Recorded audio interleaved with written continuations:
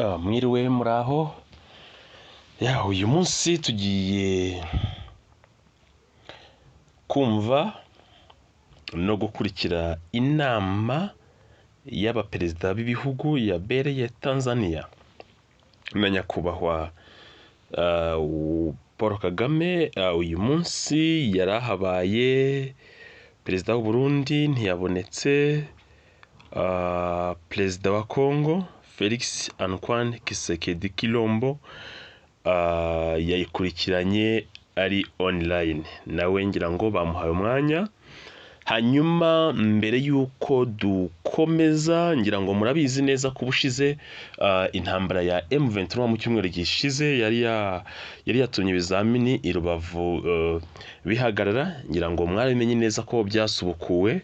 Ubu twari dufite ubwoba ko n'abakorera Rusizi nabo bishobora guhagarara, ariko umugisha uhari nuko turabona uko basobanuye mu biganiro bagiranye n'abaperezida b'ibihugu intambara ishobora guhagarara. Reka rero twumve umunyamakuru asobanura ikiganiro bagiranye. Baganiye mu Cyongereza, yabishyize mu Kinyarwanda. Mbere y'uko tubikurikira, reka tubanze twamamaze tugaruke twumva iyo nkuru. Hey guys, ni Young Grace bazane amakuru meza. Murabizi neza ko kugira permis muri no misa kugira diplome Pro Max. So bazane deal. Ushaka provisoire wayibona mu minsi 5, definitive wayibona hagati y'imisi 15 n'imisi 30. Nta handi rero ni Nyamirambo kwa mwarimu Clem. Ku bundi busobanuro hamagara 0788 48 372 All the best. Bye. Reka duhurize hamwe kuko twumva ikibazo, tumenye amasezerano ya Nairobi yapfuye ate, ya Rwanda byagenze bite, tunashakire hamwe igisubizo, tumenye umuzi wabyo byose aho kugira ngo bigume mu ntambara gusa ngo SADC yohereje abasirikare n'iki, barebe kuko habaho ibindi bisubizo bya politike cyangwa se bya diplomasi. Bayuko president w'u Rwanda n'umundi avuze ati uriya mugabo afite ikibazo ariko ntiyigeze agaragara mu nama cyangwa se nashaka kugaragara mu biganiro bishakira igisubizo igihugu cye, n'ubundi no muri iyi ngiyi ntago yagiyeyo. Tshisekedi ahubwo yoherejeyo premier ministre w'igihugu cye. Ubona ko hari abantu benshi batabibonye neza, bibona nkaho ari uguca amazi ibyo abandi bahagurutse bibajyanye. Gusa none ntago wamenya impamvu ze, nazo turaza kuzimenya. Wenda buri araza kuvuga impamvu atagiyeyo, wabona hari n'impamvu ifatika wenda yatumye atajyayo. Nanone kandi ikindi, gusa sinumva ko hari impamvu nyine iruta kujya mu biganiro n'abandi bayobozi cyane cyane bari gushaka igisubizo. President Ramaphosa we yamaze kugera muri Tanzania, ubu tuvugana wa South Africa. Nawe hari umwuka utari umeze neza hagati ya South Africa n'u Rwanda na n'uyu munota. South Africa, ubwo perezida wa South Africa rero yamaze kugera Tanzania, araza kuhahurira na perezida w'u Rwanda, ndetse siwe gusa, perezida wa Uganda nawe tayari yamaze kuhagera, wa Tanzania ariyo, ndetse turaza kugenda tubereka ibyinshi byagiye biganirwa muri iyo nama. Ugiye nanone iyi nama iri kuba muri Tanzania, ubu tuvugana iri kuba mu minota mike cyane, biri kwiberamo byose uraza kubibona hano. Gusa iyi nama iri kuba n'ubundi abenshi bari gutekereza ati ese ibiri byigirwe muri iyi nama biraza kuba ari imyanzuro wenda ishobora kuvamo, abantu bakavuga ati dufata imyanzuro yo kuba twasaba M23 ive kuri buriya butaka bwa yafashe bwa Congo, hari akira gice cyose yafashe n'ahandi iri kugereza gufata, by'umwihariko umujyi wa Goma, no kubwira M23 ikarekura. Niko abantu batekerezaga. Gusa ibyo byose byasubijwe n'uwitwa ngo ni Bertrand Bisimwa, akaba perezida wa M23 cyangwa se umutwe wa M23.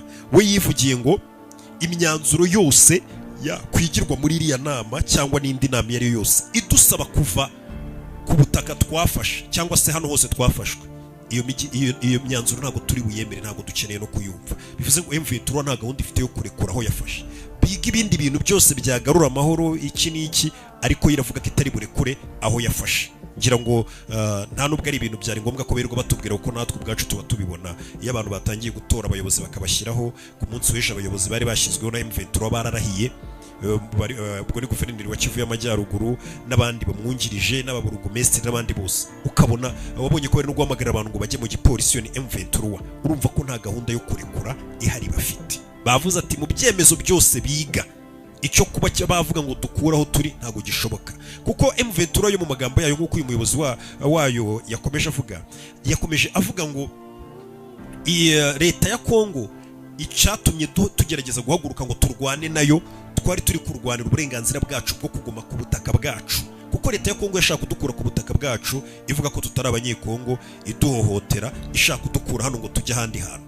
Ni muri urwo rwego rero twahagurutse turarwana, ubu ngubu hari aho twafashe kugira ngo tugumane uburenganzira bwacu mu gihugu cyacu ku butaka bwacu. Niyo mpamvu nta muntu n'umwe rero wakwemererwa muri kano kanya kutubwira ngo tuva aho twafashe cyangwa tuve ku butaka bwacu ngo tubyumve, kuko twaba tuzi ko n'ubundi tugiye gusubira muri bya bibazo na leta ya Kongo. Bivuze ngo M23 ntabwo ishaka kurekura aho yafashe, yo igatangaza ko ari uburenganzira n'igihugu cyabo bari kurwanira, ndetse yo igakomeza inavuga ngo gushaka kudukura hano hakoreshejwe imbaraga bizaba bisobanuye noneho ahubwo intambara iri buze kudufasha no kuba niyo Kinshasa twayigeramo, nk'uko bavuga ati nimba tubohoje hano na Kinshasa twayifata tukabohora iki gihugu, kuko bavuga ko kiyobowe n'ibisambo ndetse n'abantu babi.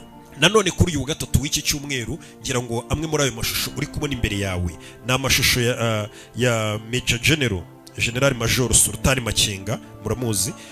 Sultan Makenga hano yari yasuye inkambi yitwa Katindo, ni inkambi irwariyemo abasirikare ba Kongo ba FARDC.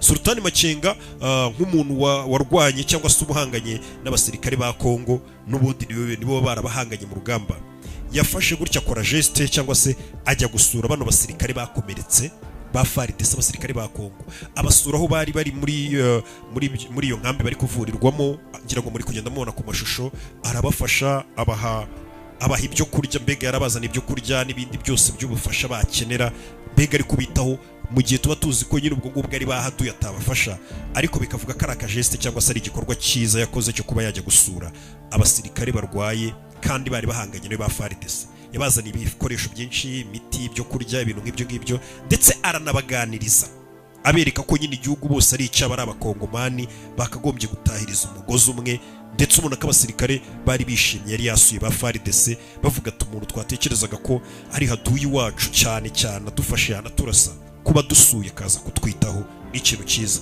Ni amashusho yakomeje kuvugisha abantu benshi bakimara kuyabona, babona ko imyumvire y'abantu bitandukanye. Gusa nanone andi makuru agaragaje ko Tshisekedi nubwo iriya nama atigeze ayigeramo agenda yicaremo, ariko iriya nama araza kuba ayirimo mu buryo bw'amashusho cyangwa se bw'ikoranabuhanga, yibereye iwabo cyangwa se muri sare nyine kuri televiziyo, n'ubundi ubwo ngubwo araza kuba ameze nk'aho ahari. Nimba ari buze kugira icyo avuga sinzi, cyangwa se ari buze kuba yikurikiye nk'abandi bose bari kuyirebe, ariko biravuga ko Tshisekedi nawe iyi nama ari buze kuba irimo mu buryo bw'amashusho cyangwa se bw'ikoranabuhanga bw'inzira ya kure. Ni inama irimo ubwo na perezida wa Zimbabwe nawe yarahari nk'umuyobozi wa SADC. Sudani yitabiriye ibihugu byinshi cyane, yaba ibigize SADC ndetse n'ibihugu byose, na perezida w'u Rwanda tayari ubu nawe yamaze kuhagera, nabonye amavideo yamaze kugera mu nama, ndetse inama hari abantu bacu bari gukurikirana. Mu minota mike cyane turaza kugenda tukwa-updating akantu ku kandi. Perezida wa Kenya William Ruto ariyo, ndetse ni nawe utangije inama, hari ibyo ari kuvuga. Mu minota mike cyane ukomeza ugenda ugaruka kuri YouTube channel yanyu, tugenda turebera hamwe muri iyo nama ubundi byifashe bite. Ndaje mu kanya